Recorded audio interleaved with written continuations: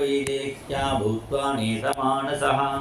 பூஜை பண்ணும்போது எப்படி பூஜை பண்ணணும்ங்கிறது இங்கே ராமர் காட்டுறோம்.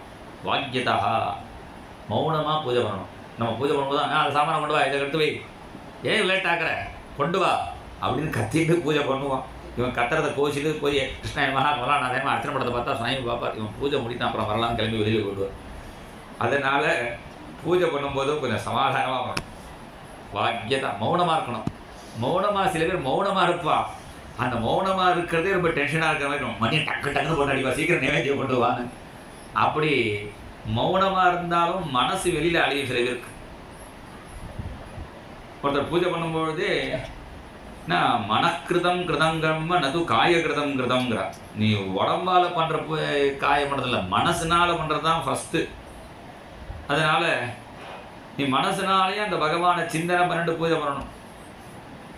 அதை மனசுலேயே நினச்சிட்டு இருக்கார். செருப்பு கடைக்காரன்ட்ட செருப்பை கொடுத்தேன், அந்த பையன் கொண்டு தரேன்னா நான் கொண்டு தரவே இல்லையே அப்படின்னு மனசில் நினச்சிட்டு பூஜை பண்ணிட்டே இருக்கார். அங்கே வாசலேருந்து ஒருத்தர் கேட்டால் பார்த்து மாமா எங்கே இருக்காருன்னா ஒரு செருப்பு கடையில் இருக்கார். நீங்கள் நான் இங்கே தான் பூஜை பண்ணியிருக்கேன், நீங்கள் இங்கே இருந்தால் கூட செருப்பு கடைக்காரன் தான் நினச்சிட்டு இருக்கேன். அதனால நம்ம எங்கே இருக்கோங்கிறது முக்கியம் இல்லை, எதை நினைக்கிறோங்கிறது முக்கியம். அதனால் மனசு உள்ளதும் முக்கியம். அதனால் ரெண்டையும் பூத்வா நேத மானசா, ரெண்டையும் இங்கே வால்மீகி சொல்கிறார். நான் ரொம்ப ஒவ்வொரு ஸ்லோகத்துக்கும் ரொம்ப விஸ்தாரமாக சொல்லியிருந்தேன், டைம் ஆகிடும். இருந்தாலும் இது பூஜை விஷயமா இருக்கிறதுனால கொஞ்சம் சொல்கிறேன். வாக்கியதஸ்தக வைதேஹ்யா பூத்வா நேத மானசா. அது மாத்திரம் இல்லை, துஷ்டாவ பிரணதஸ்தேவ சிரசா மதுசூதனம். பூஜைக்குன்னு தனி பட்டு வச்சுக்கணுமா. அரண்மனைக்கு போகிறதுக்கு தனி பட்டு வச்சிருப்பா. பூஜைக்குன்னு ஒரு தனிப்பட்டு, அது நார்மடி அஹிம்சா பட்டுன்னு ஒன்று வச்சுருப்பா. அது தனியாக கட்டிட்டு பூஜைக்குன்னு ஒரு பட்டு வச்சுக்கிறோம். சில பேர் பூஜைக்குன்னு ஒரு பட்டை எடுத்துன்னு கட்டிட்டு பூஜை பண்ணி அந்த பூஜை மாதிரி வேர்த்து அந்த பூஜை பட்டை எடுக்கும்பொழுதே சுவாமி மூக்கை ஒத்திட்டுருவார். அந்த அளவுக்கு ஸ்மெல் அடிக்கும். அது பூஜை பட்டுன்னு தனியாக இருந்தால் கூட அதுவும் கொஞ்சம் அழகாக எடுக்கும்போது நல்லா சுகந்தமாக அப்பப்போ க்ளீன் பண்ணி வச்சுக்கணும். அதனால் திருப்பி இது பூஜை பண்ணி கட்டிட்டு திருப்பி போட்டுவிட்டு திருப்பி அந்த பூஜை பட்டை எடுக்கும்பொழுதே ஸ்மெல் அடிக்கக்கூடாது. அதனால் விமலக்ஷௌம சம்வீதா, அது சுத்தமாக இருக்குங்க சொல்கிறார். விமலக்ஷௌம சம்வீதா. ராமருக்கே எல்லா மந்திரமும் தெரிஞ்சாலும் 4 பிராமணாவை கூப்பிட்டு புருஷ சுத்தம் சொல்லுங்கன்னு சொல்கிறார். ஏன்னா அவளுக்கு ஏதோ வியாழத்தை தட்சிணை கொடுக்கணும், நீங்கள் சொல்லுங்க அப்படின்னு அவளை சொல்லி வாச்சயாமாச சத்விஜானு அவளை மந்திரம் சொல்லி ராமர் ரங்கநாதருக்கு பூஜை பண்ணார். அவள் தான் கீர்த்தனை வந்தார். உபச்சார மூலனு சேக்கோனவையா உரகராஜ சயனா கபட நாடக சூத்ரதாரிவை காமித பலமோ சங்கே ராமா. இந்த பாட்டை தியாகராஜர் பாடுறார். எப்படி பாடுறாருன்னா ராமர் ரங்கநாதனுக்கு பாடுறார். ஏன்னா அவரிஞ்சி கொடுக்கும் நீக்கே தகுணையா, சாமர யுகமலும் நீக்கே தகுணையா. இந்த சத்திரம் சாமரெல்லாம் ரங்கராஜா உமக்கு தான், நான் காட்டுக்கு போக போகிறேன், அதனால நீங்களே வச்சுக்கோன்னு சொல்லி பூஜை பண்ணுறார். அதுதான் சம்பிரதாயத்தை இந்த பாட்டை பாடிட்டு உடனே ராமருடைய நாமாவளி பாடுறதில்ல. ரங்கேஷமாம் பாகி ரங்கேஷமாம் பாகி ரங்கேஷமாம் பாகி ரங்க பிரபு. ரங்கேஷமாம் பாகின்னு அந்த ரங்கநாதரை பூஜை பண்ணி ராத்திரி தூங்கக்கூடாது, ஆனால் கொஞ்சம் ரெஸ்ட் எடுத்துக்கிறேன்னு அந்த கோவில்லையே ஒரு ஓரமாக துண்டை வலிச்சு ராமருடைய தன் தலையே கைக்கு அவசரமாக வச்சுன்னு படுத்துட்டு இருக்கார். பக்கத்தில் சீதாதேவி இருக்காள். சீதாதேவி ராமரோட இப்படி இருக்கிறத பார்த்தா ராமர் உற்சவர் மாதிரியும் உள்ளுக்குள்ள ரங்கநாதர் மூலவர் மாதிரியும் இருக்குது. இப்படி எல்லாரும் ராமருடைய பட்டாபிஷேகம்னு ஊரே திமுலோகப்படுறது. பசங்கள்லாம் கூட பாலாதி கிரீடமானாக பசங்கள்லாம் கூட நாளைக்கு ராமருக்கு பட்டாபிஷேகண்டா, ராமருக்கு பட்டாபிஷேகண்டா, ராமர் பட்டாபிஷேகம் ஆனை மேலே வருவார்டாங்க. அவன் போடா முதல்ல குதிரை மேலே தான் வருவார், இல்லைடா தேரில் வருவார். முதல்ல சித்திரை வீதிக்கு வந்துட்டு அப்புறம் வடக்கு சித்திரை வீதிக்கு போவார். போடா முதல்ல கிழக்கு சித்திரை வீதி, அப்புறம் தெற்கு, இப்படி தான் ரவுண்டாக தான் வரணுங்கிறான்.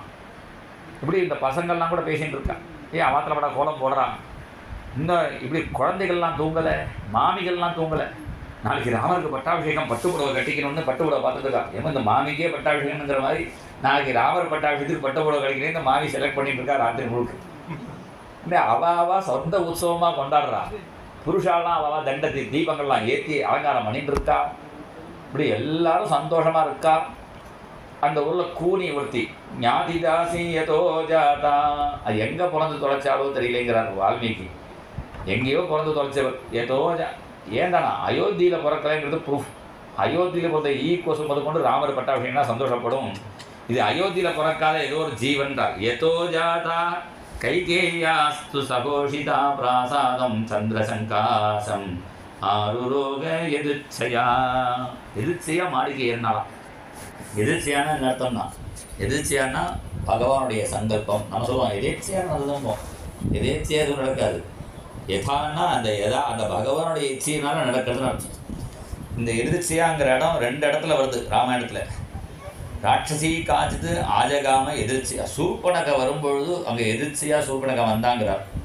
இந்த கூணிட்டு மாடிக்கு ஏறினானா எதிர்ச்சியாக ஏறினானா. ஏன்னா இவா 2 ஸ்திரீகளால் தான் ராமாயணம் விஸ்தாரமாகிறது.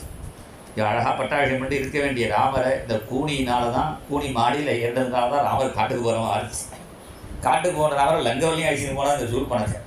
அதனால் இந்த 2 ஒருத்தர் சொன்னார், உபன்யாசக்கெல்லாம் முதல்ல யாரை நமஸ்காரம் பண்ணணும்னா இந்த கூனியும் சகுனியும் நமஸ்காரம் பண்ணணும். ஏன்னா இவரால் தான் ராமாயணம் மகாபாரதம் விஸ்தாரமாச்சு.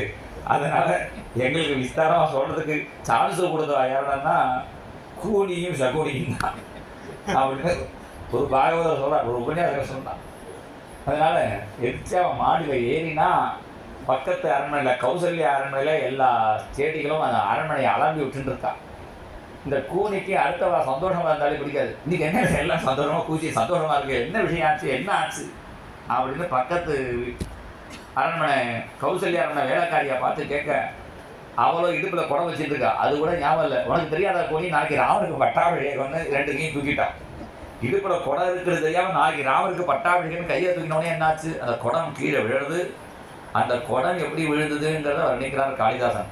ராமாபிஷேகே மதவிஹ்வலாயா கட்டாச்சுதோ ஏம கடஸ்தருண்யா சோபானமார்கேன கரோதி சப்தம் டம் டம் டடம் டம் டடம் டடம் டஹா.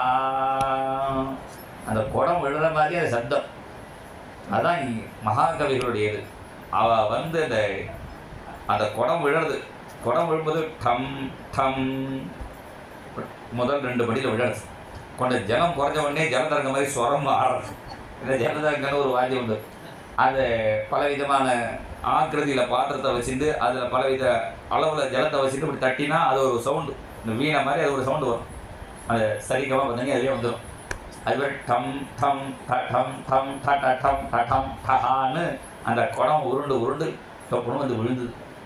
குடம் எந்த ஸ்பீடுக்கு விழுந்தோ அந்த ஸ்பீடுக்கு இந்த கூனி இறங்கி ஓடி வரலாம்.